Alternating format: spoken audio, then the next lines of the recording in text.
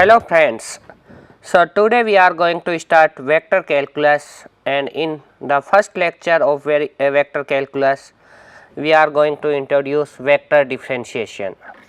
Basically in this lecture we will talk about what we mean by vector function, then we will talk about limit, continuity and then differentiability. We will see some applications of differentiability for measuring the length of the curve for a given interval of the parameter, and then we will introduce the concept of arc length. There are two types of quantity, scalar quantity and vector quantity. In the scalar quantity we used to have only magnitude. However, in a vector quantity together with magnitude we used to have direction also. So, based on those vector quantity, here we are going to define vector function. So, a vector function nu, that is from domain D to Rm, where D is a subset of Rn, is called a vector function. Here D is the domain of nu, the image of nu is nu of D, which is a subset of Rm. If we are having m equals to 1, then we say that mu is a scalar field, means a scalar function. So, if we define vector function on R3, then we can have this nu is a function of point P, it is given as nu1 I, nu2 j and nu3 k, which is defined at each point P belongs to the domain D. In Cartesian coordinates we can write vector nu equals to v1 xyz I, v2 xyz j, v3 xyz k. So, here v1, v2 and v3, all these three are scalar functions of xyz and they are the components along I direction, along j direction and along k direction. For example, the velocity field defined at any point P on a rotating body defines a vector field. So, if I am having a function like this f of x y z, let us say something x square y cube z, then it is a scalar function. However, if I am having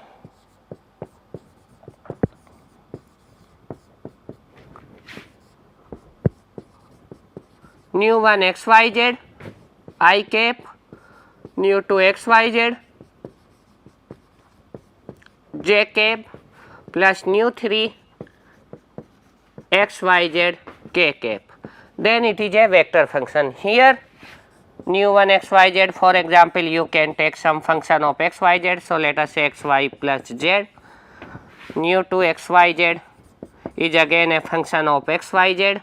So, let us say xy square z and nu3 xyz equals to x, y and let us say z cube. Okay. So, as I told you, these three are the components along the different direction I, j and k. Here I, j and k are the unit vectors, those are mutually perpendicular to each other and they are not coplanar, they cannot be contained in a plane. Now, if we talk about this scalar function f, and if I add a direction here with this function, then I will say it as a vector function, because here component in z direction will be 0 and component in k direction will also be 0. So, these are some examples of vector function. Now, we will talk about domain of a vector function. So, for that we can explain with the help of this example. So, find the domain of the vector function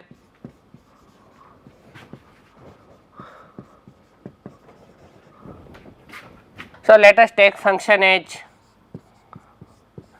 nu t equals to sin t I plus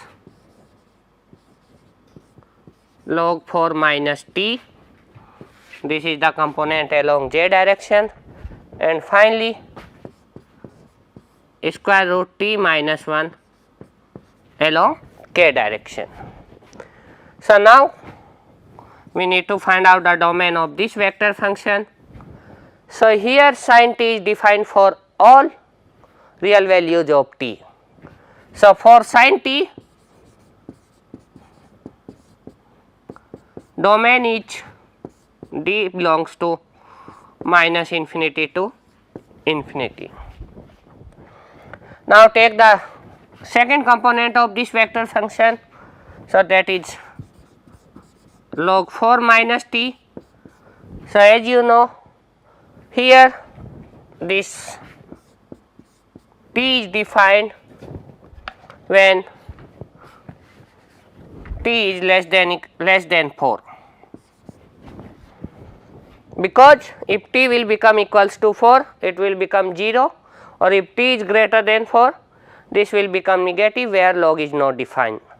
So it means here t belongs to minus infinity to 4, and finally we are having square root t minus 1. So for this I am having t should be greater than equals to 1, then only this square root is defined. So it means t belongs to 1 to infinity. Now the domain of this vector function is the co-intersection of all these three regions, and that intersection is given by the interval 1 to 4. So this is closed from 1 and open from the side 4. So this is the domain of this vector function. So in this way we can calculate the domain of a given vector function. Means you need to find out the domain of each and every component of the vector function, and then find the intersection of all those. Okay. Now we will talk about the parametric representation of a curve. So let us say a curve C in 2-dimensional xy plane can be parameterized by x equals to xt and y equals to yt. So here we are defining that x and y are the functions of t, and where t is between a to b.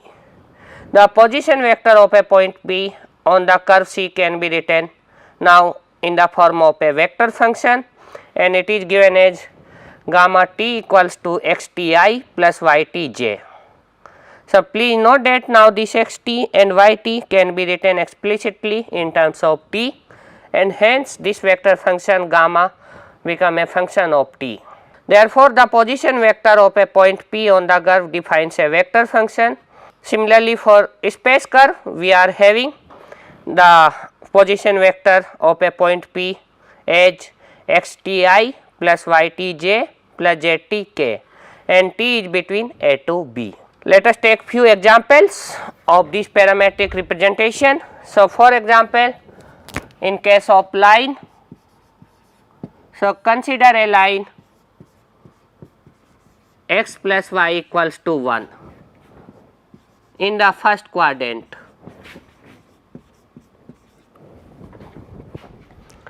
So here I can write the parametric representation as xt equals to t. So if x become t, then y will become 1 minus t. So yt will be 1 minus t, and then the equation of line can be given by the vector function as ti plus 1 minus t j.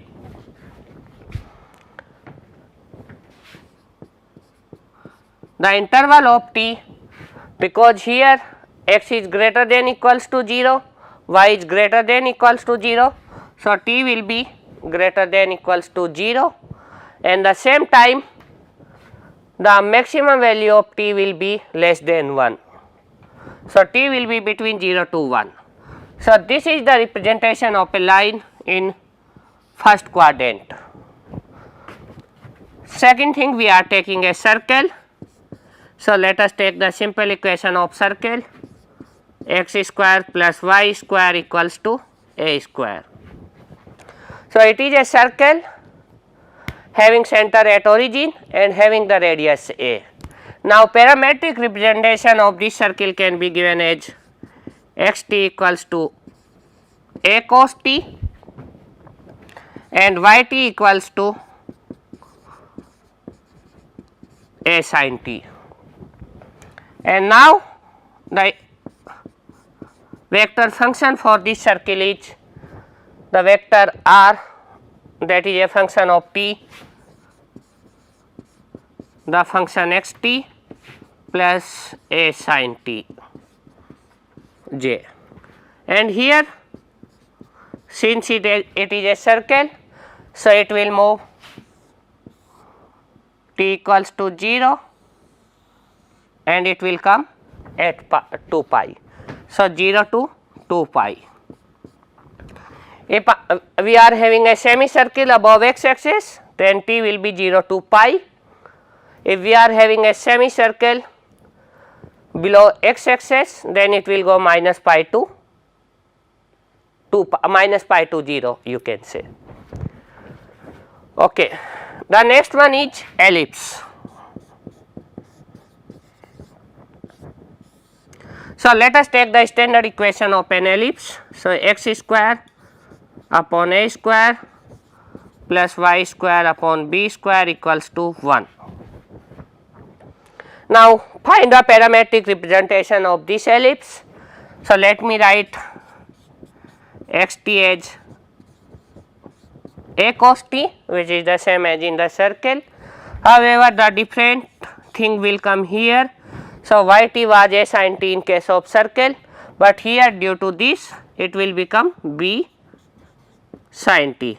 So whenever a equals to b, the ellipse will become circle, as you know. So now the parametric equation is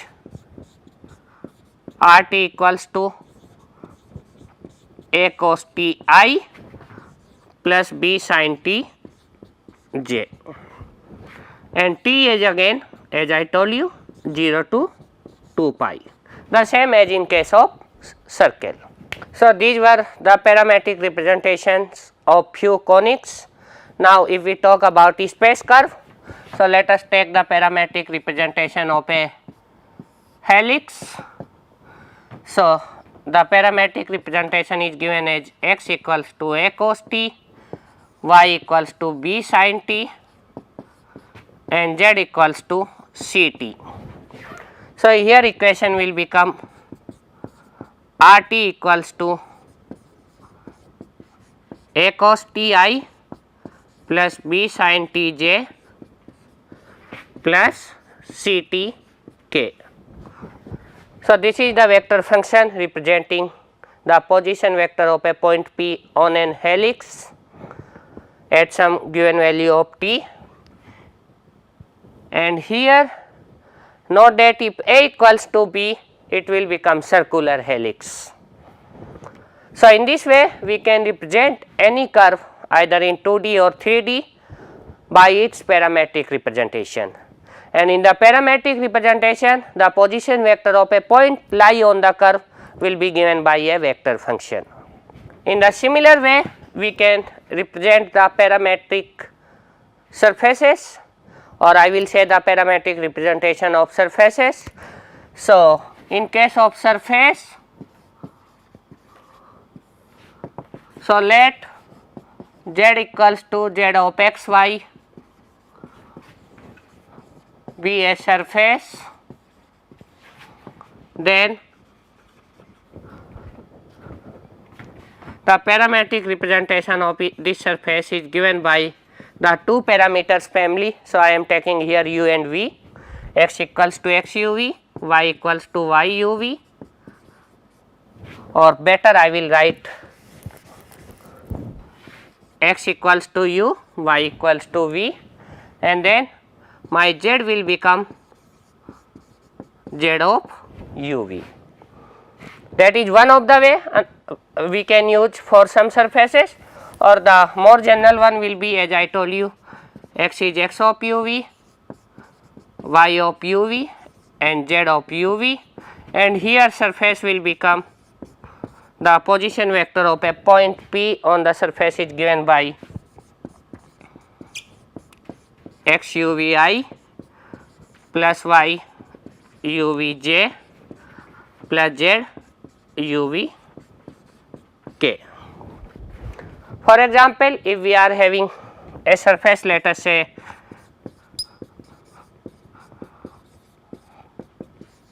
this. So, this is, we know that it is a sphere of radius a. So, now parametric representation of this surface is given by r uv a sin u cos v, and this is the component along I direction, plus a sin u sin v, this is the component along j direction, and then finally a cos u, that will be the component along k direction. So, here u will lie between 0 to pi for the given sphere, and v will be between 0 to 2 pi. So, this is I am writing just from the transformation from Cartesian coordinates to spherical coordinates. So, x component, y component and z component. So, in this way we can represent any surface by parametric representation. Okay, now we will come to some basic definitions from calculus for vector functions. So, limit of a vector function nu t of a real variable t is said to have limit L. So, please note that here L is a constant vector. So, L is a vector quantity here as t tending to t0 if nu t is defined in some neighborhood of t0, possibly except at t0, and limit t tending to t naught absolute value of nu t minus L equals to 0, or this I can write in this way, that limit t tending to t naught nu t equals to L. So, this is the definition of limit, and if I take a particular example like find the limit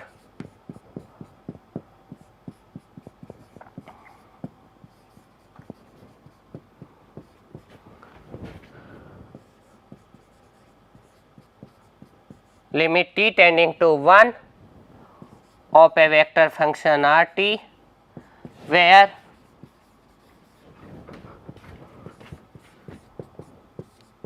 r t is given as t cube I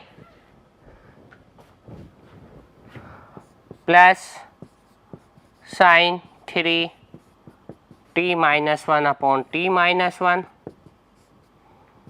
j plus let us say e raised to power 2 t k.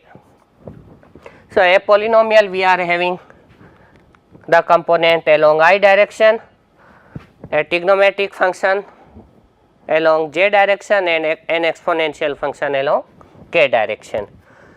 So, here solution of this will be, so the limit t tending to 1 r t is a vector having limit t tending to 1 x t I, where x t is t cube, plus limit t tending to 1 y t along j direction. So, y t is sin 3 t minus 1 upon t minus 1 and plus limit t tending to 1 z t k. So, z t is e raised to power twice t. Now, when limit t tending to 1, t cube will become 1. So, 1 into I plus when t is tending to 1. Let us see the limit of this function. So, what will happen when t is tending to 1? It is not defined, means it is having an indeterminate form. So, what we need to do? We have to use L'Hospital rule, and here when I will use L'Hospital rule here, so it will become 3 cos 3t minus 1 upon 1. So, it will become 3 cos t minus 1, and when t is 1 it will become 3 cos 0. So, it will be cos 0 is 1. So, 3j plus finally this will become e square k. So, this is the limit of this function. So, please note that here limit is again coming as a vector quantity. So, in this way we can compute the limit of a vector function. Similarly, we can define the term continuity for the vector functions. So, a vector function nu t is said to be continuous at t equals to t naught if it is defined in some neighborhood of t naught, and limit t tending to t naught nu t equals to nu t 0. So, in terms of component, we will say a vector function nu t is continuous at t equals to t naught if all of its components are continuous at t equals to t naught. Now, we will come to next term, that is the differentiability. So, differentiation of a vector function. So, a vector function nu t is said to be differentiable at a point t if the limit nu dash t, that is equals to limit del t tending to 0, nu t plus del t minus nu t upon del t exist, and if this limit exists, this will be equals to derivative of nu t at t. So, in terms of components, we can write nu dash t, that is the derivative of nu t, again it will be a vector function. It is the I component will become nu 1 dash t, j component will become nu 2 dash t, and k component will become nu 3 dash t. Some rules for differentiability. So, if u and v be two vector functions of t, then d u plus v upon dt will become du over dt plus dv over dt. Similarly, du minus v upon dt will become du over dt minus dv over dt. So, the rule as the same rule as we are having in case of scalar functions. If we are having product of two vector functions u and v, then differentiation of this with respect to t is given by the first function as such dv by dt plus second function as such differentiation of first. We are having few more remarks about differentiation. So, the necessary and sufficient condition for the vector Vt to be constant is that its first derivative should be 0 vector. So, it is a 0 vector. The other remark is the necessary and sufficient condition for the vector Vt to have a constant magnitude. So, here we are talking about constant function, here we are talking about constant magnitude, is that the dot product of that particular vector function together with its derivative equals to 0.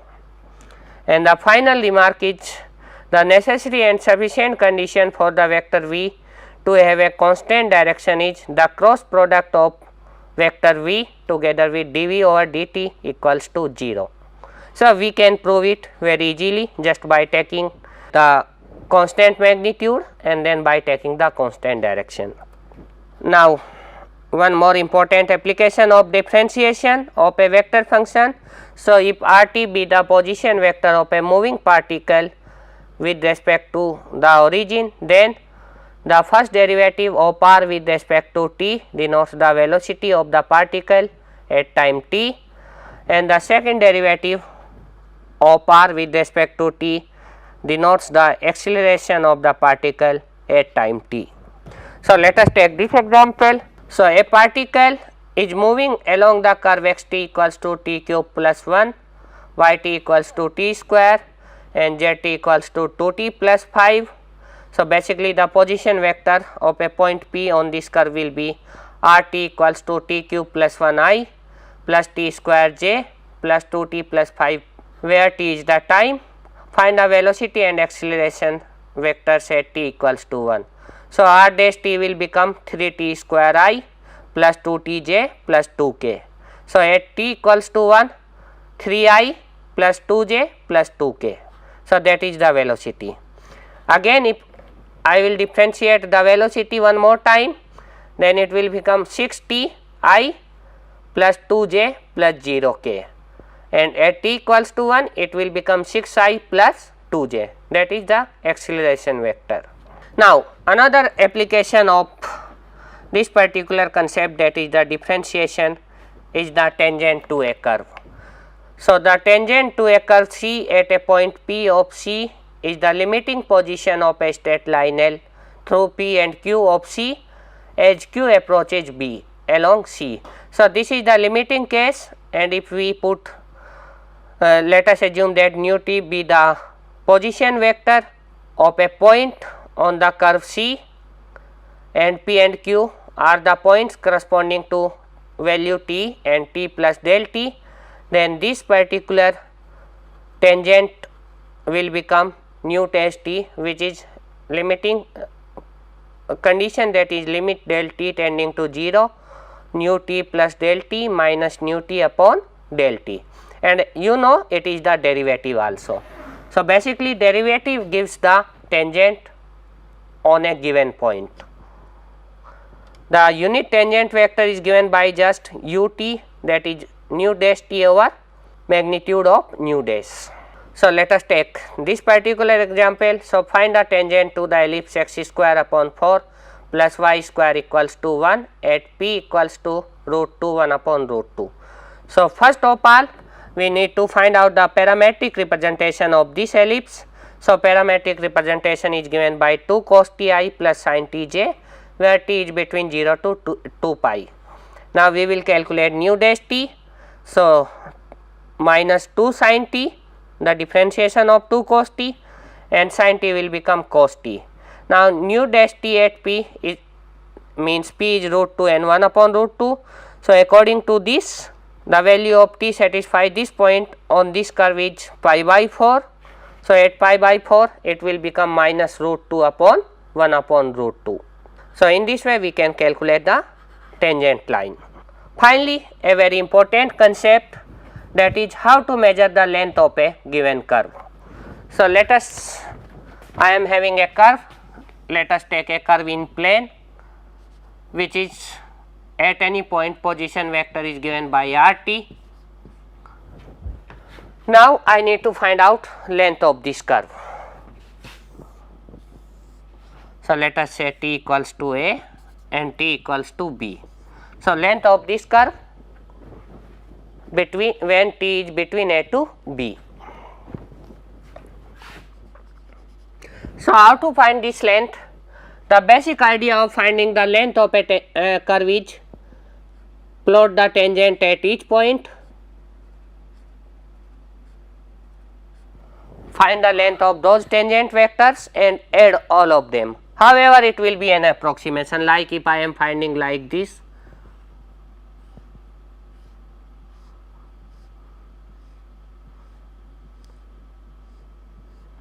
So how to refine this particular approximation?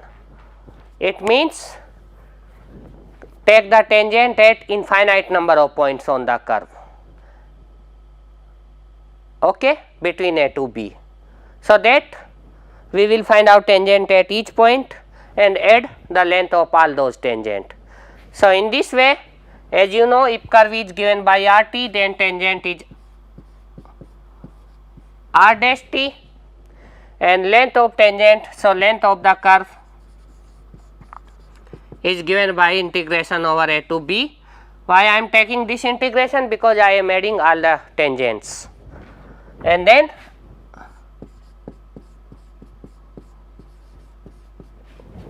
R dash T dt, that is basically A to B square root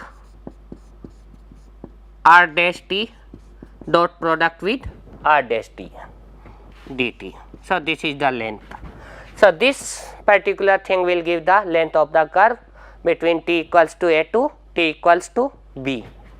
So, example is find the length of the arc in one period of the cycloid given by x equals to t minus sin t and y equals to 1 minus cos t. The value of t run from 0 to 2 pi. So, here the parametric representation of a point P on the cycloid is given by the position vector nu t, t minus sin t I plus 1 minus cos t j. Now, find out the nu dash t. So, this will become 1 minus cos t and this will become sin t. So, 1 minus cos t I plus sin t j. Now, the length of this is I equals to 0 to 2 pi integration over 0 to 2 pi square root of 1 minus cos t plus sin square t. So, when I will do it, it will become 1 plus cos square to t minus 2 cos t. So, cos square t plus sin square t will become 1. So, it will become square root 2 minus 2 cos t. So, I can take square root 2 out. So, it will become 1 minus cos t, that I can write 2 sin square t by 2, and in this way I can calculate this particular integral and value will come out to be 8. So, the length of this one period of the cycloid is 8. Similarly, this example here the equation of curve is given by this t 0 to 2 pi. So, if I calculate the length, it is coming out 4 pi square root 10. Finally, the arc length s of a curve. So, if we replace the upper limit of the integral, that is basically the length was a to b square root r dash t dot product with r dash t dt. So, what I am doing, if this is the curve, so let us say this is t equals to a. So, I want to find out the length in terms of a parameter p. So, that by putting a specific value of p, I can get the length at any point. So, I want to find out length in terms of p. So, here arc length is s, which is a function of p. So, initial point is a and the upper limit I am replacing with this p, and then the rest of the thing will be same.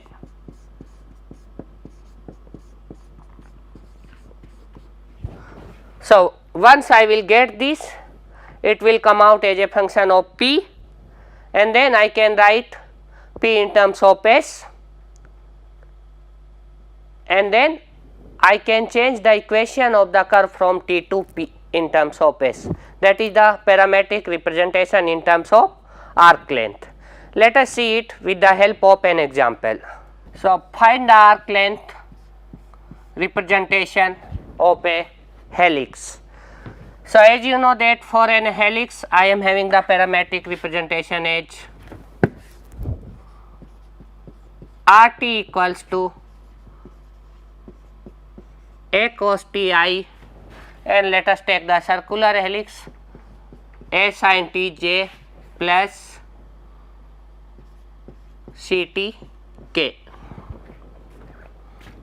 Now, here r dash t will become minus a sin t I plus a cos t j plus c k.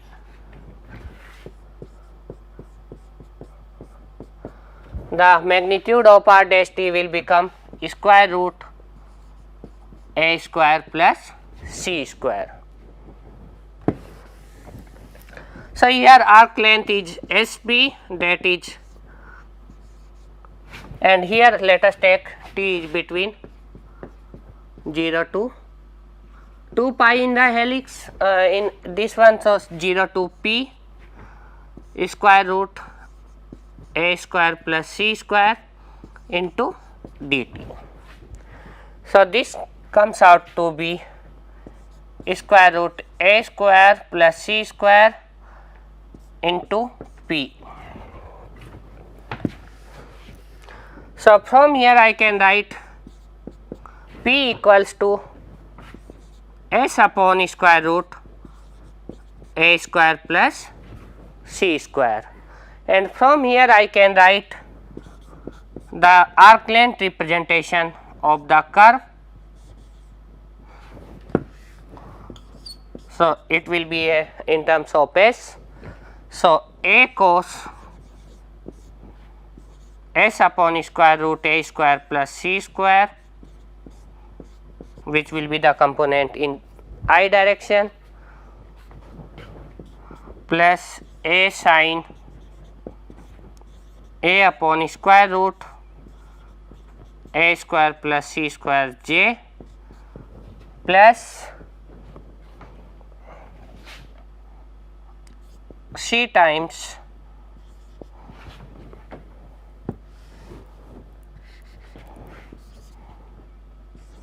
S upon square root A square plus C square in the direction of K.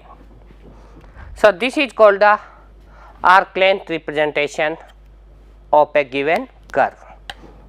So, what you have to do? You have to find out the arc length then write the parameter which you have chosen for arc length as a function of S, and then replace that particular thing with this particular value. So, in this lecture we have learned differentiability, continuity, limits, and various other concepts of vector functions, and then we have seen some applications of differentiability in terms of tangent vector, in terms of finding the length of a curve, and finally we have learned how to write the arc length representation of a curve, which is quite useful to find out a particular position at the curve where we are at a particular value of t. So, with this I will end this lecture. Thank you.